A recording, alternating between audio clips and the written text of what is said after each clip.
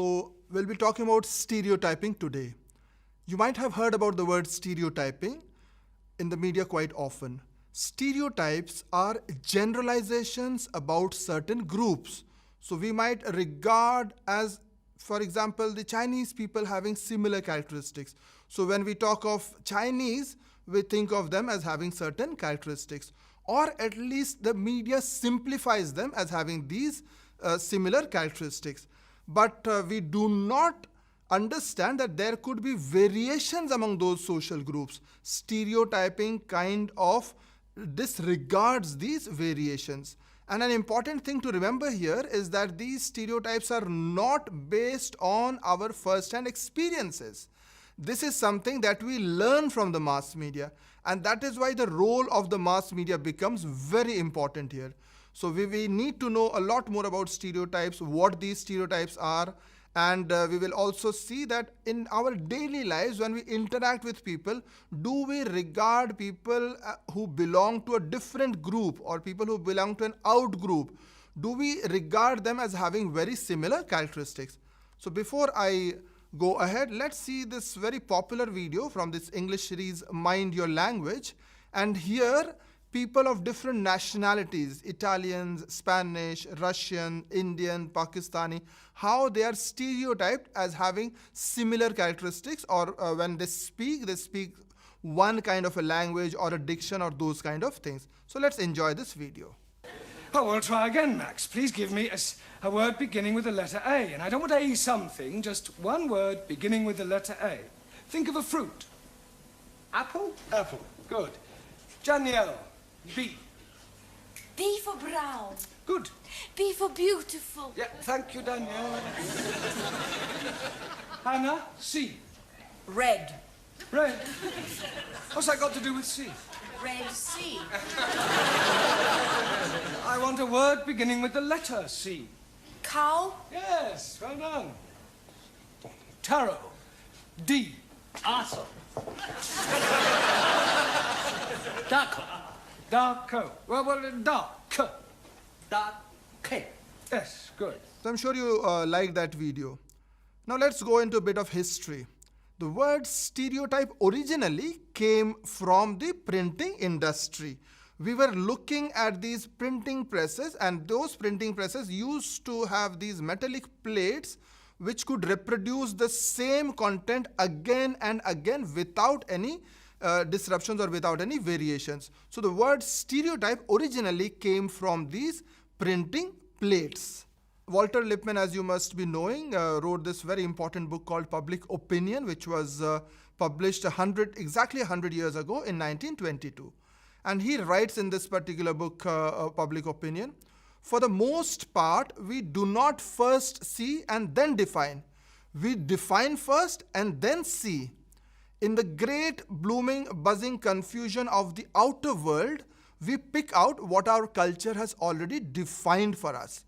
And we tend to perceive that which we have picked out in the form of stereotyped for us by the culture.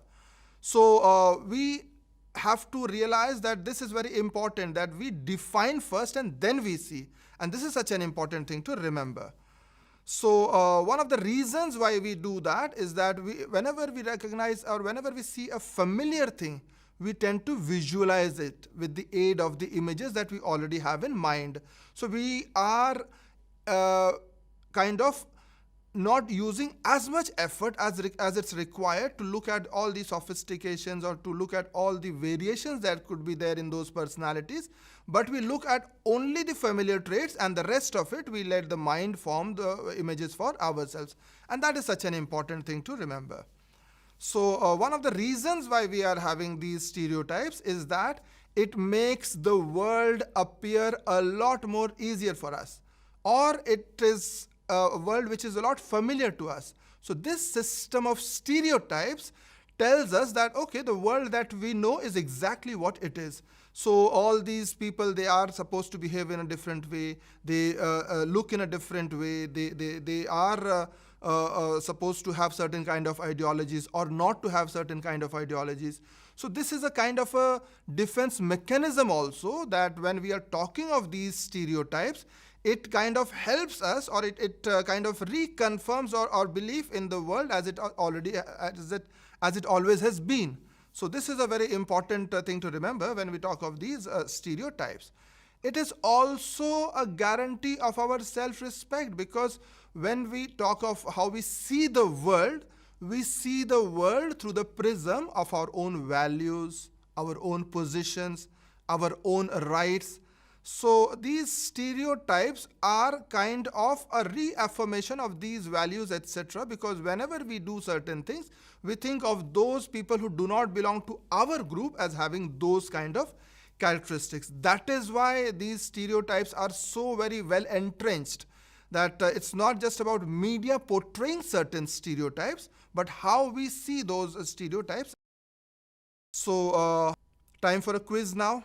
The word stereotype is derived from A, printing press, B, type machines, C, television, D, telegram. If you answered printing press, that was the correct answer. So welcome back, friends. Stereotype, as we just discussed, is a category-based cognitive response. We regard certain people as having certain characteristics, and we assume that everybody of that type or everybody of that nationality or of that region will have those similar kind of characteristics. So this is the thing that is happening in our heads. This is what happens in our brains. But then what is the result of it? Often the affective counterpart, or the way we feel about those groups, could be prejudiced, and the behavioral counterpart could be discrimination. So we regard those people as having certain characteristics, all right about that, but then it leads to maybe prejudice at times, and it also leads to discrimination at times. So when we judge people not on their individual complexities, but on their inclusion in a certain group. So we judge a person on the basis of whether he belongs to that particular nationality. So we judge a person according to whether he's from China, or whether he's from Nigeria, or whether he's from Malawi, not on the individual characteristics of that particular person, but on whether he belongs to that group or not. And that can be dangerous, as we know. So it can engender things like racism, it can engender things like sexism, homophobia, xenophobia, and other types of intolerance. And Dominic Lasorsa has spoken in details about all these things, that this concept or this idea of judging people not on their good or bad, but on which group they belong to, can have some very dangerous consequences. And there are certain types of stereotypes that we might already have seen in our daily lives. There is, for example, this he-man stereotype. And there is also an upper class leader stereotype. So these are the basic stereotypes, and all the other stereotypes are partially defined in terms of or in opposition to these stereotypes. So whether a person is a he-man or is less of an he-man, or whether he is opposed to an he-man or something like that, or whether the person has these leadership qualities or does not have these leadership qualities, or something very close to them. So according to Perkins, these are the two basic stereotypes, and everything is related to these kind of stereotypes. Now, an important thing to remember here is that the stereotypes are learned early. So we are exposed to these stereotypes at a very early age, probably during our schooling and those phase of our growing up. They are reinforced often, and they are encountered repeatedly. So we learn them early, they are reinforced again and again, and they are things that are there available to us repeatedly, and that is what makes it automatic. So we do not think about a person, we think about what group he belongs to. And this is because the social interactions are often very superficial. When we interact with people, we are generally not elaborately conversing with them or communicating with them. So just a stereotypical idea about them, or just the generalized idea about them, is what goes ahead. So when motivated to process more elaborately and systematically, or when we deal with those people in a more elaborate form, or when we look at all the other pluses and minuses, then we can look beyond those stereotypes. Otherwise, we are only looking about those generalizations. So the media are very powerful in developing, reinforcing, and validating stereotypical beliefs. So media develops these stereotypes, and as we said in the first part of today's lecture, that this is important because it provides a picture of the world that we are comfortable with, or a picture of the world that we understand. And the media develops these stereotypes and also reinforces it and validates it by showing them again and again in different formats. For example, on a personal note, whenever I have been traveling to foreign airports, people think that all Indians will be very good with IT. So they think that, if they have a problem in their laptop, I'll be able to solve them, because the media has shown Indians again and again as IT experts. So, and there are expectations about those groups. When I meet an Indian or when a foreigner meets an Indian, for example, they expect that this person will be good with information technology and these kind of things. And this especially works when their experience with real Indians is limited. So these stereotypes are a lot more useful because we do not interact with people with those groups. We have those stereotypes and we think that this is correct. So this is one reason why this happens. And also, media packages information about social groups into simple, identifiable messages. If you remember the video I showed you right at the beginning, so an Italian is supposed to speak like that. So if I have to portray an Italian person, I will go back to those stereotypes and present that personality, so I do not have to emphasize or I do not have to impress upon people that this is an Italian person. So this helps people to accept and understand people more easily, people whom they have not closely experienced. So to reach a broad audience, the media uses these stereotypical categorizations. So this could be about ethnicity, it could be about gender. So certain gender, we spoke about the He-Man stereotype. It could be about class. So when a person belongs to a certain class, he's supposed to behave like that, or he's supposed to eat or drink or dress up like that. Employment, sexual orientation, religion, mental or physical disability, or even age. So if you've seen a lot of popular cinema, you might have seen how people with mental disability are portrayed as having those kind of similar characteristics. Although we know from experience that there might be very many differences among these peoples in reality. So these stereotypes are automatically activated when audiences encounter these cues or symbols in mass media. So they are automatically activated in my head. And that's why the media uses these cues, because the media does not have to expend a lot of energy in explaining those things. Just a stereotype of, this is how a Chinese would be, or this is how a person from Nigeria would be, or this is how a working class woman would be. And those stereotypes are enough to emphasize that particular personality. They are consistent. These stereotypes are consistent because, as we say, that they are self-perpetuating. We expect to see people in that kind of personality. The media provides people of that particular group in that personality, and that is how it self-perpetuates, because that's what the audience expects, and this is what the media provides. And as we know that these stereotypes are consistent. And if information is inconsistent, if I show a particular group to be very different from what the audiences are used to seeing or consuming on media, then that might lead to some kind of a cognitive dissonance. So that might be an issue as well. And we see these stereotypes very often in television commercials. For example, although things are changing a lot, very often the woman at home, she is the one who is doing the cooking. So they are the ones who are doing the cooking, or they are the ones who are serving breakfast and dinner. So, or even if there are diet products, they target women and so on and so forth. So these kind of gender stereotypes exist in a big way in television commercials. In the American media, for example, and if you've seen a lot of those Hollywood movies, there are a lot of these racial, ethnic stereotypes. So in the early years of American television, and that's from Masto and Greenberg in 2001, the blacks were often characterized as lazy, as untrustworthy and unintelligent, and they were relegated to largely demeaning roles.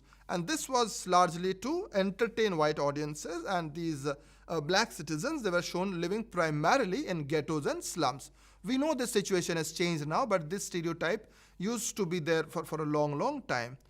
So one of the ways of challenging these stereotypes is by using educational television programs which depict counter stereotypical content. So we show people, blacks who are doing well, or we show people from China who are doing well in other things than we see them normally in the news, in the press, or we see Indians having other characteristics as well. So when we have these educational television programs which show the content in all its variations, in all its sophistication, then the negative stereotypes that children have about those outgroups, this will be decreased substantially. And later on, the adverse reactions or the adverse ideas that we have about these outgroups, that is also changed substantially. Time for a quiz again. So here it is. Stereotyping is generally A, about people known to us, B, about people we meet every day, C, about an outgroup of people, D, about friends. And I'm sure you know it is about an outgroup of people. So we'll now discuss about the reasons for these stereotypings. Not only about why media does it, we've discussed why media does it, but why do we accept these stereotypes? So one of the reasons psychologists say is that because we human beings are cognitive misers. We have this overwhelming complexity of the social environment. So our mental resources are scarce. So we do not use all the mental resources at our disposal. Often we look at shortcuts, or we look at shorter cues to make impressions about people, or to make impressions about situations, or to make meaning of any event or situation that is presented to us. So every day we constantly make judgments, consciously or unconsciously, about various things. And we are using just simple heuristic rules. We are just using whatever we have been thinking about those things, or whatever our experience is, and a very small cue about that person, and we start making judgments about those people. For example, if you're traveling in a train and if you see somebody who's opening up a packet of chips or whatever, and he just throws the packet right beneath the seat. That very moment, without knowing anything about that person, we start making certain judgments about that people. So always we are trying to make meaning based on these certain small things that people do. No, we don't need to talk to them. We don't need to know more about them. Just these small cues enough to make judgment about that particular person. So we often resort to these kind of mental shortcuts. So when there is this system of stereotypes, it is so very well fixed, and we've seen how it is reinforced, how it is repeated, and how media makes use of it to talk about situations without expending a lot of effort into explaining those situations. So our attention is called to those facts which support the image that we have of the world in our head. And if there is something which does not agree with the images that we have in our minds, or the images we have in our mind about people, about situations, we will disregard those kind of information. So we accept information about which we already know, or information which we know are familiar, and we disregard information which is not familiar. And I'm sure you might have heard of this theory of cognitive dissonance. I'm not going to talk about that. But I'm going to talk about two different modes of thinking that we indulge in. And this is the very well-known fast thinking and the slow thinking process. So during time constraints, we go for fast thinking. So whenever there is, as in the example I just gave you, we do not need to go into greater details about that.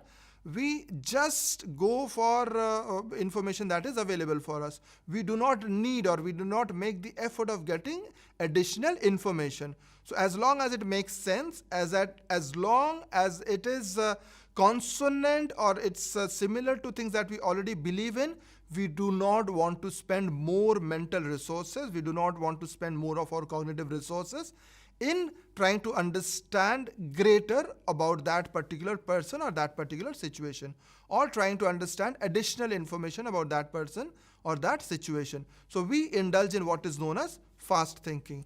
At the other end, we also have the slow thinking. And in slow thinking, what happens is that we expend more of our cognitive energy. We expend we elaborate more about that particular person. We think deeper about that particular situation. We try and find out what are the reasons a person is behaving in a particular manner, and what are the reasons that he is in that particular situation. So we are expending a lot more of our mental resources. We think more about that person, more with empathy, and that is important when we are drawing a more nuanced understanding of that person or a situation. So we indulge in fast thinking when we are talking in terms of stereotypical thinking. So we know what stereotypes are, we know why media uses those certain generalizations about people, and most of the time we are also looking for those generalizations because I do not have to expend more energy in understanding that person. But in certain situations we go for what is known as the slow thinking. We actually think more about that person, and we empathize about his or her situation, and we try and understand his position, not because he belongs to a certain group. So people have defined different kinds of stereotypes, and one of them has these two things on the axis. On the vertical axis we have warmth. So the stereotyping could be of low warmth or it could be of high warmth. And on the horizontal axis we have this of competence. People are of low competence or people are of high competence. So if we see on the lower left of the screen, which is low on warmth and which is low on competence. So somebody who is low on warmth and low on competence, that stereotype is known as contemptuous stereotype.